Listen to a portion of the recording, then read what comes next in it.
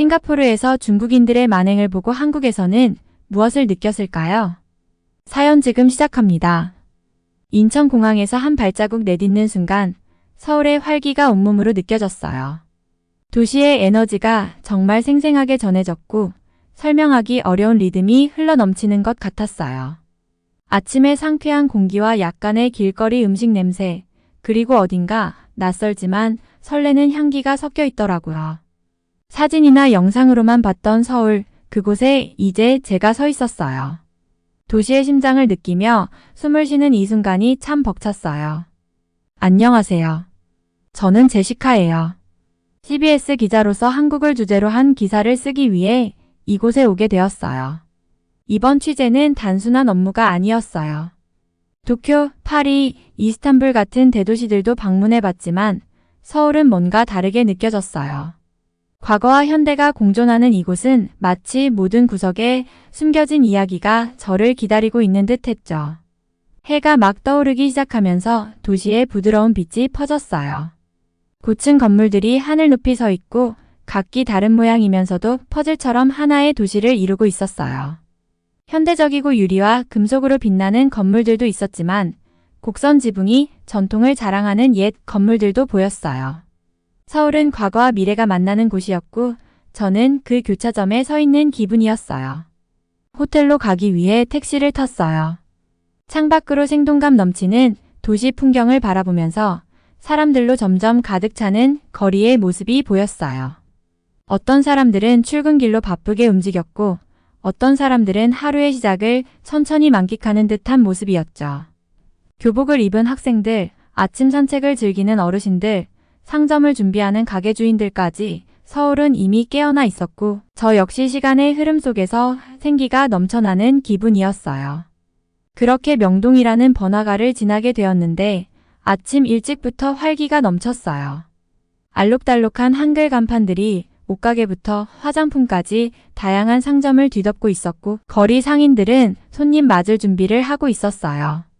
그때 차 안으로 뜨끈한 음식 냄새가 흘러들어오자 배가 꼬르륵거렸어요. 비행기에서부터 제대로 먹지 못한 탓에 한국 음식의 맛을 상상하며 설레기 시작했죠. 신호등이 빨간불로 바뀌는 순간 네온 불빛으로 가득한 높은 건물이 보였어요. 뉴욕의 타임스퀘어가 떠오르면서도 한국만의 독특한 매력이 있더라고요. 이곳의 불빛은 단지 밝기만 한 게 아니라 뭔가 이야기를 품고 있는 듯 했어요. 모든 것이 따뜻하고 활기찬 느낌으로 다가왔고 마치 저에게 숨겨진 비밀을 알려줄 것만 같았어요. 마침내 호텔에 도착했을 때 잠시 주변을 둘러보았어요. 건물은 현대적이고 깔끔한 유리 출입구가 아침 햇살에 반짝였죠. 체크인할 때 직원이 환한 미소로 한국어로 인사하다가 제가 조금 어리둥절해하자 영어로 바꿔줬어요. 그 차분하고 친절한 말투 덕분에 낯선 도시에 조금 더 편안함을 느꼈어요. 짐을 풀고 커튼을 열자 창문 밖으로 펼쳐진 도심의 풍경이 눈에 들어왔어요. 높은 빌딩들과 한옥 지붕을 가진 낮은 건물들이 어우러진 모습이었죠. 멀리 남산타워도 보였는데 가이드북에서 봤던 그곳이 맞더라고요. 서울 전경을 한눈에 볼 수 있는 명소라기에 꼭 방문해 보고 싶다는 생각을 했어요. 이곳에 온 목적이 단지 기사 하나를 쓰기 위한 것이 아니라 서울이라는 도시와 진정으로 연결되고 싶다는 마음이 들었어요. 사람들에게 이곳의 생생한 모습을 전달해주고 싶었죠. 단순히 글로 담는 것 이상의 책임감이 느껴졌어요. 가벼운 샤워 후 편안한 옷으로 갈아입고 주변을 산책하기로 했어요. 바깥의 서늘한 공기와 아침 햇살이 길에 길게 드리워진 그림자를 비추고 있었어요. 천천히 걸으며 주위를 둘러보았어요. 골목마다 커피숍이 자리 잡고 있었고 한 카페에 들어가 보니 한국어와 영어로 적힌 간판이 반겨주더군요. 바리스타가 추천해준 미숫가루 음료를 마시니 고소하고 따뜻한 맛이 입안을 감싸며 새로운 도시의 일원이 된 듯한 느낌이 들었어요. 창밖으로 사람들이 지나가는 모습을 보며 생각했어요.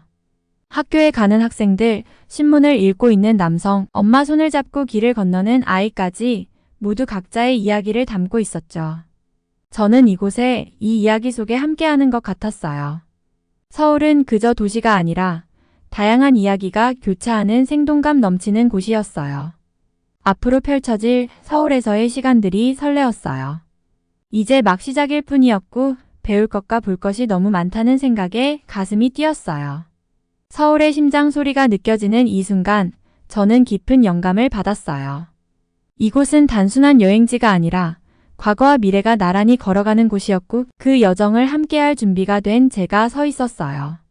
제 이야기가 본격적으로 시작된 건 빗방울이 무겁게 내리던 오후였어요. 광화문 광장을 거닐고 있었는데 회색 하늘 아래 서울이 마치 다른 세계로 변한 듯 보였어요.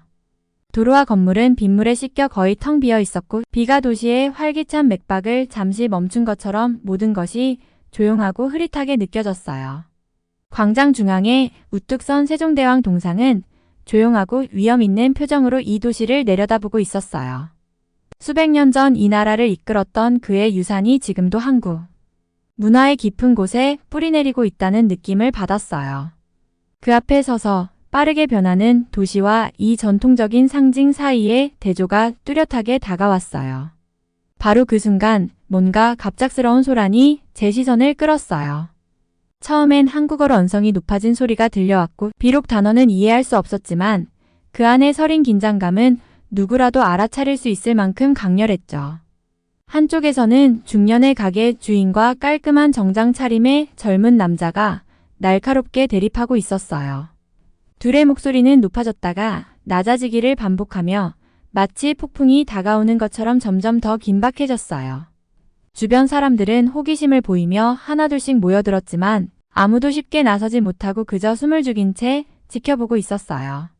기자로서의 본능이 발동해 저는 조심스럽게 카메라를 들었어요. 가까이 다가가되 방해하지 않으려 신중하게 다가갔어요. 젊은 남자의 목소리는 날카롭고 차가웠고 가게 주인의 목소리에는 단순한 분노를 넘어선 묵직한 감정이 담겨 있었어요. 제 옆에 서 있던 한 여성이 부드럽게 설명해 주었어요. 도시가 변하는 걸 두고 하는 말이에요. 가게 주인은 자기 집을 잃어버리는 것 같다고 느끼는 거죠. 그녀의 영어는 또렷했고 그 눈빛에는 공감의 기운이 느껴졌어요. 갑자기 그 싸움이 단순한 두 사람의 다툼이 아니라 세대와 세대, 도시의 과거와 미래가 부딪히는 장면이라는 것이 이해됐어요. 가게 주인의 손짓은 절박했어요. 마치 젊은 남자에게 간절히 호소하는 듯한 모습이었어요. 모든 말을 다 알아듣진 못했지만 그의 분노와 아쉬움이 느껴졌어요. 아마도 그의 삶은 서울의 한 구석에서 차곡차곡 쌓아온 시간이었겠죠. 아버지 때부터 내려오던 그 가게가 이제는 변화의 물결 속에서 위태로워진 상황일 수도 있었어요. 반면 젊은 남자는 결연한 태도를 보였어요. 그의 말과 동작 하나하나에서 계획적이고 단호한 기운이 느껴졌어요. 그에게 서울은 추억이 아니라 가능성의 도시였죠. 그가 입고 있는 정장과 행동 하나하나가 야망을 대변하는 듯했고 가게 주인의 분노쯤은 도시의 발전 과정에서 자연스러운 일부라고 여기고 있는 것 같았어요. 그들의 대립을 보며 저도 모르게 두 사람의 입장이 모두 이해됐어요. 한편으로는 서울이 빠르게 현대화되며 글로벌한 도시로 성장하는 모습을 인정할 수 있었고 다른 한편으로는 그 속에서 잃어버린 무언가를 그리워하는 마음도 이해됐어요. 카메라를 들어 두 사람을 프레임 안에 담으며 그들만이 아닌 그들이 품고 있는 감정과 긴장까지 담으려 했어요. 논쟁이 계속되면서 주위 사람들도 조용히 각자의 생각에 잠기는 듯 했어요. 한 할머니가 옆 사람에게 조용히 속삭였어요. 너무 빨리 변하는 거야. 그 말이 공기 중에 오래 남아 있었어요. 많은 사람들이 그렇게 느끼고 있는 듯 했어요. 자신이 아끼는 도시가 너무 빠르게 변해가고 있다는 무력감이 거의 손에 잡힐 듯 했죠. 젊은 남자가 바라보는 서울은 반짝이고 빠르며 국제적인 도시였겠죠. 하늘을 찌르는 빌딩들, 기술로 연결된 곳곳, 그리고 옛것들은 작은 공간에 고이 보존된 도시를 상상했을 거예요. 하지만 가게 주인에게 서울은 다른 의미였어요. 그의 서울은 가족 추억, 그리고 사람의 속도에 맞춘 도시였어요. 현대화란 그저 유행이 아니라 그의 과거를 앗아가는 힘처럼 느껴졌겠죠. 마침내 젊은 남자는 한숨을 쉬며 고개를 저었어요. 그리고 등을 돌려 빠르게 걸어갔어요. 가게 주인은 고개를 숙인 채 서 있었고 그의 어깨는 패배감으로 축 처진 듯 보였어요. 군중들도 하나둘씩 흩어졌고 웅성거림도 잦아들며 사람들은 각자의 일상으로 돌아갔어요. 저는 그 자리에 남아 조금 전에 광경을 곱씹었어요. 단순한 논쟁 이상의 장면이었어요. 이 도시에 뿌리내린 정체성의 일부를 잃어가는 고통과 동시에 새로운 무언가를 맞이해야 하는 이야기가 그 속에 담겨 있었어요. 서울은 과거와 현재가 춤추듯 부딪히는 곳이었고 그 누구도 쉽게 양보하지 않는 장소였어요. 광화문 광장을 떠나며 묘한 슬픔과 함께 서울에 대한 존경심이 더욱 커졌어요. 이 도시와 사람들은 변화하는 세상을 힘겹게 맞이하고 있었죠. 그리고 저는 그 순간이 서울의 본질을 보여주는 장면이라고 느꼈어요. 이 도시가 사랑하는 전통을 지키면서도 현대화의 요구에 응하려 애쓰는 모습을 그대로 담아내야겠다는 생각이 들었어요. 다시 한번 세종대왕 동상을 올려다보며 그가 변화의 시대를 이끌었던 지혜를 떠올렸어요. 아마 지금 이 순간의 도시 갈등도 이해할 수 있을 것 같았어요. 광장은 다시 고요해졌고 비도 가랑비로 잦아들며 마치 도시가 숨을 고르고 있는 듯 했어요. 이제 저는 서울이라는 도시가 그저 한 장소가 아닌 이야기를 가진 곳임을 느꼈어요. 한국 곳곳을 여행하며 이 땅과 사람들의 강인함을 보여주는 이야기를 찾고 싶었어요. 조용히 변화에 적응해 가는 고요한 힘, 그것을 엿볼 수 있는 이야기를요. 그리고 북촌 한옥마을의 좁고 구불구불한 골목에서 제가 찾던 그 이야기를 발견하게 되었죠. 북촌은 서울에서 본 어느 장소와도 달랐어요.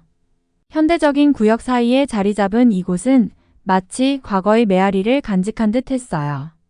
기와 지붕과 나무 기둥으로 된 전통 한옥들이 고층 빌딩들 사이에서 옛 시대의 수호자처럼 우뚝 서 있었어요. 북촌을 걸으며 마치 시간이 느리게 흐르는 곳에 발을 디딘 듯 했고 도시의 현대적인 박동이 잠시 가라앉는 느낌이었어요. 걷던 중 특히 한옥 한 채가 눈길을 끌었어요. 대문이 열려 있어 안쪽에 작은 마당이 보였고 노부부가 화분을 가꾸고 있었죠. 그들의 움직임은 고요하고 우아했으며 어느 시대에 속해 있어도 이상하지 않을 듯 했어요. 얼굴에 새겨진 주름에는 세월이 담긴 듯 했고 그 속에는 제가 꼭 듣고 싶었던 이야기가 깃들어 있었어요. 어느새 그들에게 가까이 다가가고 있더군요. 부부는 저를 보고 미소 지으며 반갑게 맞아주었어요. 여성이 살짝 손짓으로 저를 초대하더니 함께 차를 마시자고 했어요. 고맙고 기쁜 마음으로 자리에 앉아 작은 나무 의자에 몸을 맡겼어요. 그들은 조용히 차를 따르며 움직임 하나하나에 여유와 정성이 묻어났어요. 차에서는 흙내음이 나는 듯한 마음을 편안하게 해주는 향이 났고 이곳의 고요함과 참 잘 어울렸어요. 처음엔 서로 편안하게 침묵을 즐기며 바람에 흔들리는 나뭇잎 소리와 멀리서 들려오는 도시의 희미한 소음에 귀를 기울였어요. 마침내 용기를 내어 북촌에서의 삶에 대해 물었어요. 부부는 이곳에서 50년 넘게 살아오셨고 매년 달라지는 동네의 모습을 지켜보았다고 하셨어요. 집은 대대로 이어져 왔으며 오랜 세월을 견뎌온 나무. 기둥과 완만하게 기운 지붕은 과거 장인의 손길을 고스란히 품고 있었죠. 말씀하실 때 두 분의 눈에서는 자부심이 엿보였어요. 이 집은 단순한 건물이 아니라 가족의 역사가 담긴 여러 세월을 품은 삶의 공간이었던 거예요. 조심스럽게 질문을 던져보았어요.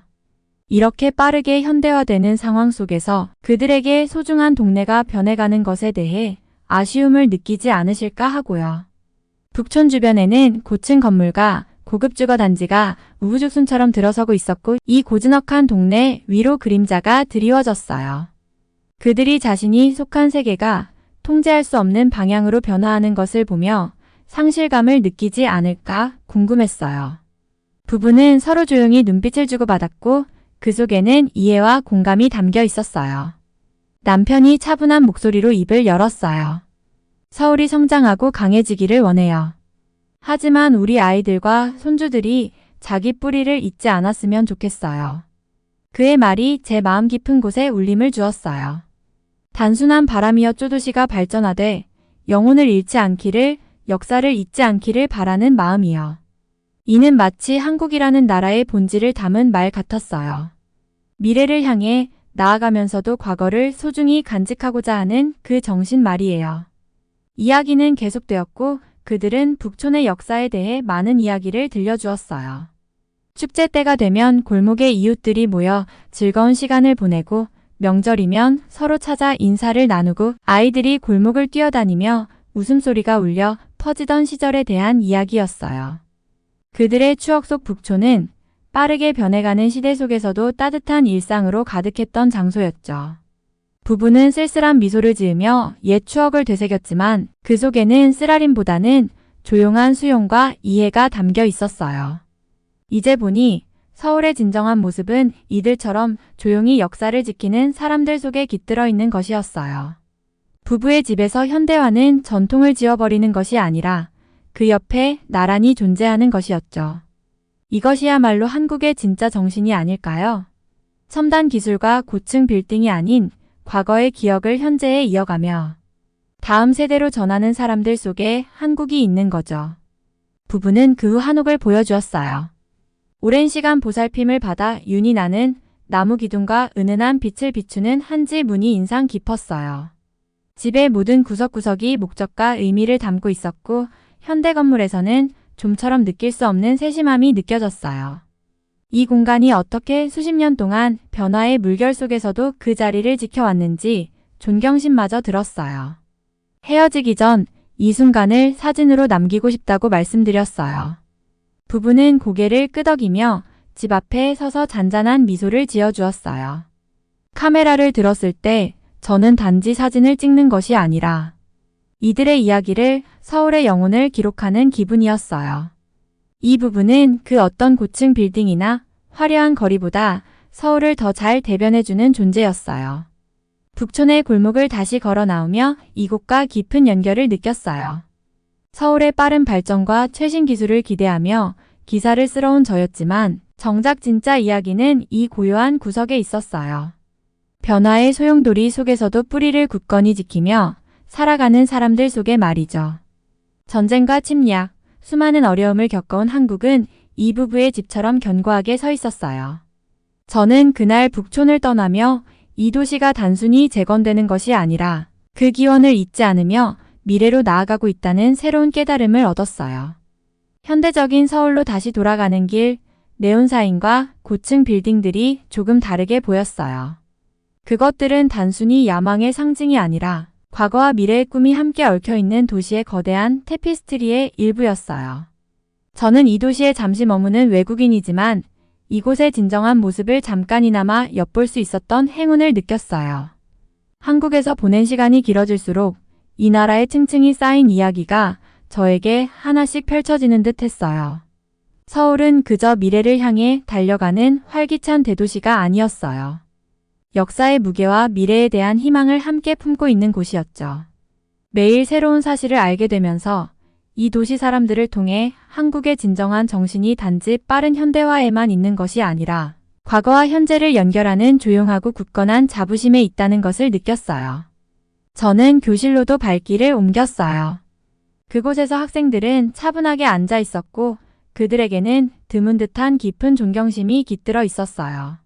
그들은 자신보다 앞선 세대를 존경하고 가족에게 영광을 돌리고 싶다는 이야기를 거리낌 없이 나누었어요. 여기서 교육은 단순한 성공을 위한 길이 아니었어요. 그것은 선대가 전해준 책임을 완수할 기회였고 이로 인해 그들이 가진 목표의식과 깊은 배려에 감동하지 않을 수 없었어요. 조용한 골목길에 숨겨진 작업실에서 만난 예술가들은 손끝에 역사를 살아 숨쉬게 했어요. 흙, 먹, 천 종이 위에서 능숙하게 움직이는 손길은 고대의 전통을 그대로 간직하고 있었어요. 이들은 오래된 기법을 단순히 보존하는 데 그치지 않고 이 예술들을 현대에 맞게 재창조해 나가고 있었어요. 그들의 작업을 지켜보며 마치 역사가 새로이 태어나는 순간을 목격하는 듯한 느낌이었죠. 전통은 그저 머물러 있는 것이 아니라 과거와 현재가 어우러져 새로운 의미를 만들어내는 유연한 존재임을 깨달았어요. 기업가들과도 이야기를 나누었어요. 그들은 고유한 한국의 가치를 글로벌한 비즈니스와 접목해 나가고 있었어요. 많은 이들이 해외에서 공부를 마치고 돌아와 자신들의 뿌리와 문화를 바탕으로 한국의 미래에 기여하고 싶어 했어요. 그들에게 한국은 전통을 간직한 채 세계 무대에서도 경쟁력을 갖춘 나라로 발전해 나가길 바라는 꿈이 깃든 곳이었어요. CBS 본사에서는 한국의 첨단 산업과 글로벌 브랜드, 그리고 경제적 성공에 초점을 맞춘 기사를 원했어요. 기술 대기업, 새로운 인프라, 서울이 세계적인 도시로 도약하려는 야망 등 주목받을 만한 이야기들을 기대했죠. 저 역시 그 기대에 부응하기 위해 이곳에 왔고 화려하고 빠르게 발전하는 나라를 기사에 담고자 했어요. 그러나 제가 발견한 것은 그 이상의 그 어떤 헤드라인도 담아낼 수 없는 깊은 이야기였어요. 기사를 작성하기 위해 준비하며 이곳에서 찾은 진정한 한국의 모습을 어떻게 표현할지 고민하게 되었어요. 한국의 본질은 단지 경제적 성공이나 높은 빌딩에만 있는 것이 아니었어요. 이곳의 진정한 강점은 오랜 세월 역경을 견디며 스스로의 정체성을 지켜온 사람들 속에 있었죠. 저는 그들의 강인함과 유산에 대한 헌신을 담아내고 싶었어요. 떠나기 전날 밤 저는 서울을 마지막으로 거닐었어요. 거리의 소음, 명동의 환한 불빛, 빌딩 사이로 고요하게 자리한 사찰까지 모두 제 기억 속에 깊이 새겨졌어요. 모든 것이 이제는 더 이상 낯설지 않게 느껴졌고 한국을 떠나 미국으로 돌아가더라도 오랫동안 마음속에 남을 것 같았어요. 비행기에 탑승하며 묘한 아쉬움이 밀려왔어요. 창밖으로 서울의 불빛이 점차 사라지는 모습을 지켜보며 북촌의 노부부와 학생들, 예술가들, 그리고 기업가들이 떠올랐어요. 그들은 저에게 강하면서도 부드럽고 미래를 향해 나아가면서도 과거를 깊이 존중하는 한국을 보여주었죠. 이 여행은 저에게도 많은 변화를 가져다 주었어요. 한국과 한국 사람들에 대한 깊은 존경심이 마음속에 자리 잡게 되었어요. 서울은 단순한 도시가 아니라 전통과 발전이 조화를 이루며 함께 걸어가는 살아 숨쉬는 증거였어요. 저는 이 이야기를 평생 간직할 거예요. 그저 하나의 장소가 아니라 과거를 소중히 하면서도 미래를 향해 나아가는 강인한 사람들의 이야기를 말이에요.